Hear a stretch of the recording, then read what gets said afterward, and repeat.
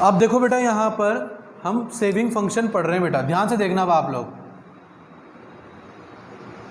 मैंने क्या कहा, फंक्शनल रिलेशन के बारे में हम बात कर रहे हैं यहाँ पर, किसी भी चीज़ के बारे में। अब देखो यहाँ पर सेविंग कैसे निकलेगा आपका, इधर देखो, सब देखो ध्यान से। अब आप सेविंग के बारे में जब सोच रहे हो तो सेविंग कैसे आएगा? सेविंग जब आएगा सर, जितना मैं कमा रहा हूँ उसमें से मैंने जितना कंज्यूम कर लिया, फिर भी मेरे पास कुछ बच गया, तो वो मेरी सेविंग है सर। क्या है वो? मेरी सेविंग है। तो that is called saving function. क्या है बेटा? ये हमारी सेविंग फंक्शन है।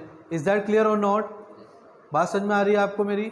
चलो अब देखो, जैसे मैं एक एग्जांपल ले लेता हूँ। ये मेरी इनकम है, ये मेरा कंजप्शन है, और ये मेरी सेविंग है।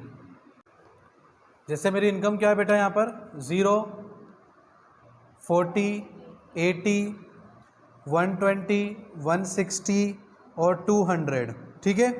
और कंजप्शन क्या है? 20, 50, 80, 110, 140 और 170। क्लियर? जीरो इनकम पे कंजप्शन हो रहा है कि नहीं हो रहा है? हो रहा है। तो यहां पर क्या बचेगा? माइनस के 20। 40 में 40 रुपए कमा रहे हो, 50 रुपए खर्च कर रहे हो, तो -10। सेविंग के बारे में हम सोच ही नहीं सकते, नेगेटिव में चल रहे हैं हम। तो जितना कमाया उतना ही गवा दिया, 0 सेविंग। अब रियल लाइफ में ना ये सिचुएशन बहुत बुरी है। आप पैसा कमा भी रहे हो और फिर भी आपकी सिचुएशन इन तीनों में से एक है। मैंने क्या कहा था आपको, याद है ना? हमारे यहाँ पर स्पेशली क्या होता है, एक बंदा कमा रहा है 25,000 रुपये, मोबाइल लेके घूम रहा है 40,000 रुपये का। समझाई बात आपको? इट मीन्स क्या है? नेगेटिव सेविंग है साहब। वो फाइनेंशियली परेशान होता रहेगा। आई बात समझ में? मेरा ये कहना है कि जो भी चीज़ आप खरीदना चाहते हो, जो भी आपकी डिज़ायर है, जो भी आप ड्रीम, आपकी कोई भी ड्रीम है परचेस करना, चाहे वो कोई कार हो, चाहे वो कोई घर हो, सपोज अपने के कार से, या कोई घर, कोई भी चीज़ हो जो आप खरीदना चाहते हो, उसको जब तक मत खरीदो जब तक उस जैसी 2 या 3 चीज़ें खरीदने की आपकी हैसियत नहीं हो जाए। जैसे सपोज मैं आईफोन लेना चाह रहा हूँ, कौन सा वाला? सबसे महंगा। कितने का रहा तुम ही बता दो मेरे को। हाँ, कौन सा है? 13 प्रो मैक्स 1.25 लाख रुपए का बता रहे हैं हमारे भैया। ये सुनो मेरी बात। तो अब मेरा कहना क्या है यहाँ पर, जब तक कि एक इनिशियल लेवल ले रहे हैं अपन, यूँ मत समझना कि यार ये क्या, जब तक ऐसे 3 फ़ोन लेने की मेरी जेब मुझे अलाउड नहीं करे, तब तक मुझे उस फ़ोन को हाथ ही नहीं लगाना है, खरीदने का सोचना भी नहीं है। जब आप उस जैसे 3 फ़ोन खरीद सकते हो, तब समझ लेना आपकी सिचुएशन ये 3 तो नहीं है, इससे अच्छी पॉजिटिव में। और हम लोग क्या करते हैं, हम लोगों की ना उस आईफोन का हाफ काट कर भी खरीदने को हम लोग खरीद ही सकते, फिर भी हम पूरा खरीद लेते हैं। तो दैट इज कॉल्ड ये सिचुएशन। तो इस जगह पे कभी पनप नहीं पाओगे। और मोस्टली हमारे यहाँ पर यही प्रॉब्लम है। बंदा जैसे ही 25-30 हज़ार कमाने लगा, पाँव में आ जाते हैं प्यूमा के 7 से 8 हज़ार के जूते, है ना, जीन्स हो जाती है 4-5 हज़ार की, टी शर्ट हो जाती है 2-3 हज़ार की, जेब मोबाइल हो जाता है 50 हज़ार का। और टोटल उसका देखें बॉडी पे खर्च, मतलब शूज से लेकर मोबाइल तक, कितने का हो गया वो?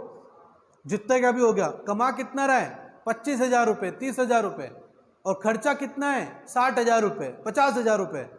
तो वो आदमी कभी भविष्य में अगर वो सोचता हो कि मैं बहुत बड़ा व्यक्ति बन जाऊंगा, तो नहीं बन पाए।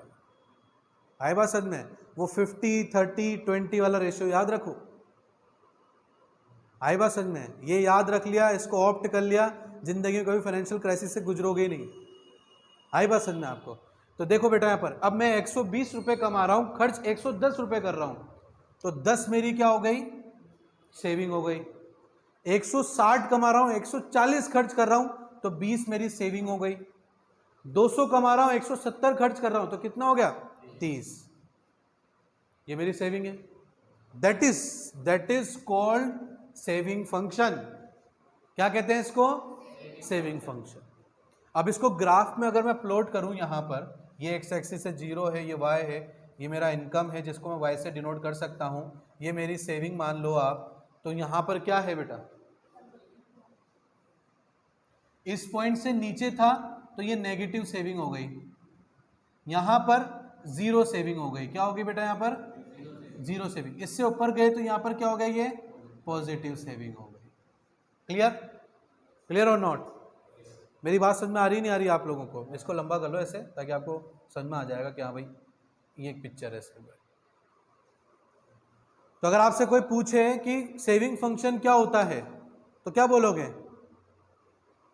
सेविंग फंक्शन क्या, आपको समझ में आया ना कि क्या बोलते हैं, सेविंग फंक्शन क्या होता है और क्या, बस खत्म बात। तो अगर मैं ऐसे तुल में समझाऊं आपको, सुनो मेरी बात, एक ऐसी इनकम का ऐसा हिस्सा, इनकम का ऐसा हिस्सा जो हम कंजप्शन पे खर्च नहीं करते हो, दैट इज कॉल्ड सेविंग। समझ रहे हो बात को? ये वो हिस्सा है बेटा जो मैंने कंजप्शन पे खर्च नहीं करा, ये मेरी सेविंग है। क्या है ये मेरी सेविंग? आए बात समझ में? अब जितना आपकी इनकम बढ़ेगी कंजप्शन भी बढ़ेगा और सेविंग भी बढ़ेगी, बट जब बढ़ेगी जब consumption increase but not more than income. भाई इंसान की कंजप्शन की सीमाएं कभी खत्म नहीं होती है। Human wants never be stop. इंसानी इच्छाएं कभी खत्म नहीं होती है। मरते मरते भी किसी इंसान से पूछोगे ना कि भैया तेरी कोई इच्छा है, बता देगा वो। आई बात समझ में आपको? कभी खत्म नहीं होती, बट कंट्रोल तो कर सकते हैं। 10 चीज खरीदने से अच्छा एक चीज तो खरीद लेते हैं, तो सेविंग तो होगी। समझ आया था आपको? तो human wants never be stop but resources are limited, तो हमें कुछ करना होगा ना। लिमिटेड तो रिसोर्सेज है, रिसोर्सेज क्या लिमिटेड है, वॉन्ट्स अनलिमिटेड है। अगर हम वॉन्ट्स पे कंट्रोल नहीं करेंगे तो रिसोर्सेज कम पड़ेगा ना, तो कुछ तो करना पड़ेगा हमें। तो ऐसे अगर अपन करेंगे तो अपन बचा लेंगे अपने आप को भी और इस धरती को भी। ठीक है, आई होप समझ में आया होगा आप लोगों को। That is called saving. अब इसके बाद पढ़ेंगे बेटा एवरेज प्रोपेंसिटी टू सेविंग। क्या पढ़ेंगे बेटा? Average propensity to saving. अब एवरेज आ गया ना, और प्रोपेंसिटी टू सेविंग मतलब सेविंग का एवरेज निकालना। हाँ, सेविंग का अपन को क्या करना है यहाँ पर, बस एवरेज निकालना है। जैसे कि मैं बोलूँ APS मतलब क्या हो गया, एवरेज प्रोपेंसिटी टू सेविंग बराबर सेविंग डिवाइडेड बाय इनकम। जितनी सेविंग कर रहा हूँ और जितनी मेरी टोटल इनकम है, इनके बीच को डिवाइड करना, जो आंसर आएगा वो क्या हो जाएगा। सेविंग नेगेटिव होती कि नहीं होती है? तो APC नेगेटिव होगा कि नहीं होगा? बस खत्म बात, ऐसे याद रखना है। देखो नोट्स में पढ़ो आपके। Average propensity to save means the ratio of total saving to total income. In other words, when we divide saving by income we get average propensity to save. Is that clear? अब देखो नीचे नीचे नीचे देखना, the value of APS can be negative. It happens when the saving is negative और there is dissaving at particular level of income. In this case consumption will be greater than the level of income. इसका मतलब क्या हो गया बेटा, जब saving negative हो सकती है तो APS मतलब एवरेज प्रोपेंसिटी टू सेविंग भी क्या हो जाएगा, नेगेटिव हो जाएगा। क्लियर बात, समझ में आया आपको बात? और APS नेगेटिव होएगा, हमेशा होगा, क्योंकि जब हम काम करना स्टार्ट करते हैं तो स्टार्टिंग में हमारे पास पैसे नहीं बचते हैं। वो नहीं कहते क्या कि बेटा कोई भी काम करो तो 5 साल तो भूल जाना कि मैं मज़े से रह लूँगा, मज़े से खा लूँगा, मज़े से पी लूँगा। क्यों कहते हैं वो? क्योंकि जब आप काम करना चालू करते हो तो आप अपनी इनकम को जनरेट करना चालू करते हो, और जैसे जैसे आप अपनी इनकम को जनरेट करना चालू करते हो आपका कंजप्शन भी बढ़ता है, क्योंकि बहुत सारी मोस्ट वांटेड कंजप्शन ऐसे होते हैं जिन पे हमारा कंट्रोल नहीं है। तो जैसे आप कमाओगे तो उनको क्या करोगे, उन चीज़ों को पूरी करोगे।